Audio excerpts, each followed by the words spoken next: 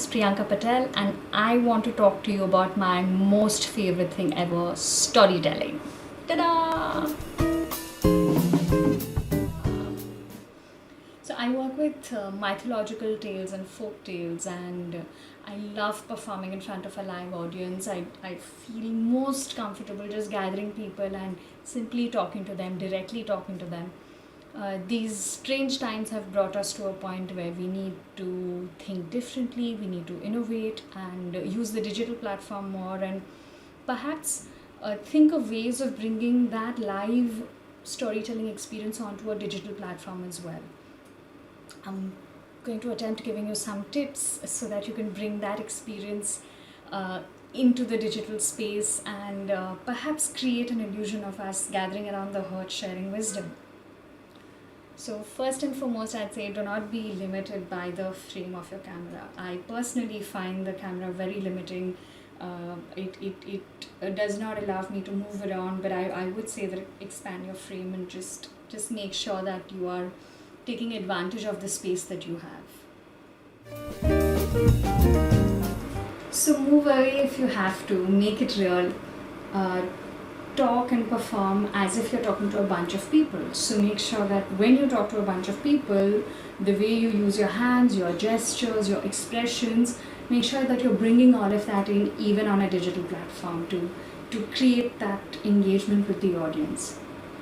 But what I find most important is even on a digital platform to create spaces for engagement and pauses, so that even on a digital platform, the audience has the opportunity to allow for those random thoughts to come in.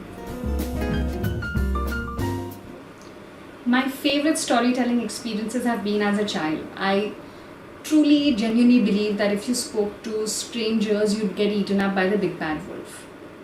Little Red Riding Hood has been an intimate part of my introverted growing up years.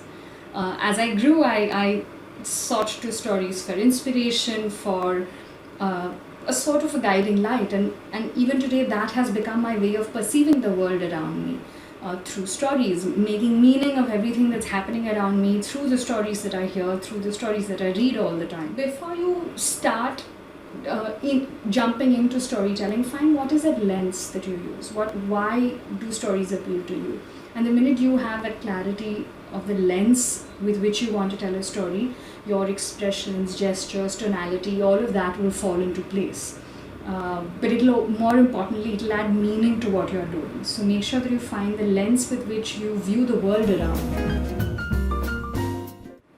The lens will also allow you to create a setting for yourself, whether you want to use props, whether you want to create a certain ambience with the lighting that you use.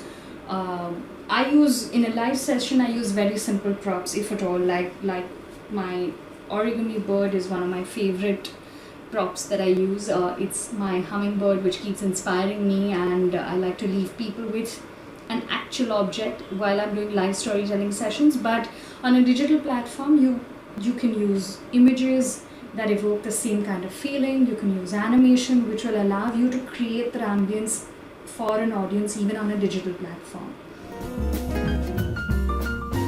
But make it simple, keep the focus on your storytelling, on the message that you want to give with the art of narrating a story. While you are finding all these different ways of connecting with an audience and sharing these moments, make sure you take a moment to pause and find your voice. For me, I fell in love with stories as a child. That is still my happy place. I'm a happy child when I'm narrating the stories. Even if I work only with adult storytelling, I tell stories mostly to adults, but I know that I am a happy child when I'm telling stories.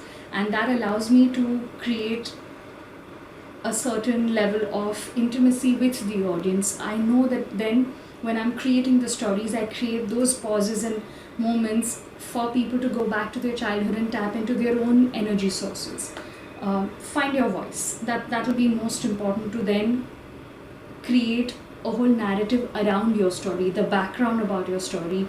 That will allow you to research a little bit more and connect a context for the stories that you're talking about. Why stories work for all of us is they are symbolic representations of the wisdom that has been passed on for generations. The traditional tales are a part of our collective consciousness. When we hear these stories, we automatically make meaning of it. We understand ourselves better, our relationships, how we interact with others, how we interact with our environment becomes a little more clear when we engage with these traditional stories. And that's why they draw us repeatedly, even though they have been these age-old stories that have been passed on for generations. And as you know, most of these stories are passed on through oral tradition.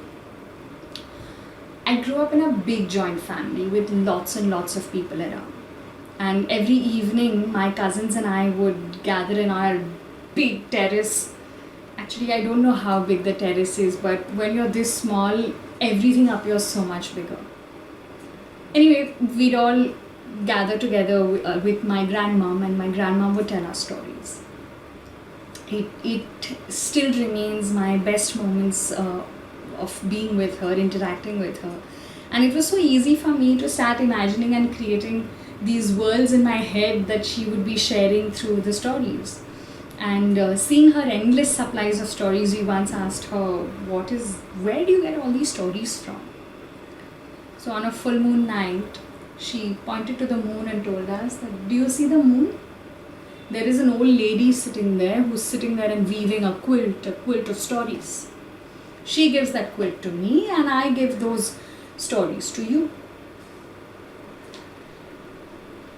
It's been a while. It's been quite a few years since my grandmom left us, but even today when I look at the moon, I see the old lady weaving stories, and that's where I go repeatedly to find my inspiration.